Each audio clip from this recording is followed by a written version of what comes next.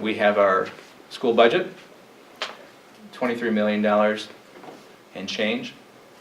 This budget, this figure does represent an increase on the levy as numbers are calculated right now at 2%. As you remember, 2% on our levy is just over $100,000 increase on our levy, which out of $23 million is a real small portion of that. The next piece that we'll have, we know that we do have 3 seats that are open for the board. So we will have names of candidates on the ballot. And the last proposition, and we will have 3 of them this year, is the library proposition. And this is what we saw a few weeks ago when Amy Condon was here.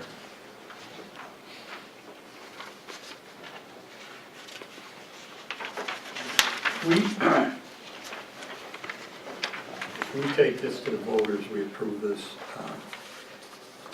less than 60% as it's voted down, correct? Correct. Okay. Then you go back to last year's numbers. You have a choice.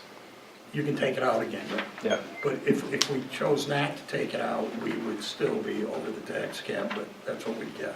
Because last year's numbers are a percent of the tax cap, is that, or Yeah. 0.95 over? What happens, so what if we approve this and it hypothetically gets voted down, all right, what we're proposing, or what I'm proposing to you is increasing the levy by approximately $100,000, all right?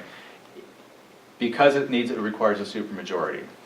If it gets voted down and we choose not to put another budget up, we choose to take a contingent budget, what happens is the levy stays the same. So it stays at a 0. 1% higher than what we could get if we adhere to the Exactly. tax cap.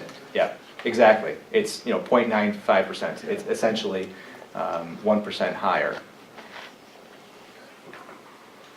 Is there other limitations with a contingency budget? There are limitations in the contingency budget, and quite truthfully, we don't want to be in a contingency budget. We don't want to be in a situation where that and the limitations really at this point in time are really more they build bad community relations. That's the biggest thing that happens as a result of that. Because the things that our community has come accustomed to in terms of use of facilities, for practices, for wrestling, for you name it, they can't do it in the same way because we are required. You're required to charge for those, and you can't just make up an arbitrary number. It actually has to. You have to actually use legitimate math to do that. So you can't even like give people a break. You have to use a real proper formula in order to calculate it. So it's not what you want. It's not anything that's, and there are other limitations. There are limitations to certain things you can purchase and can't purchase. But at the end of the day, the biggest thing that ends up as a result is you build poor community relations. And this district has been there previously many years ago. We haven't been there in a number of years, and we don't want to be there. I don't want to be there. I think it was 2000.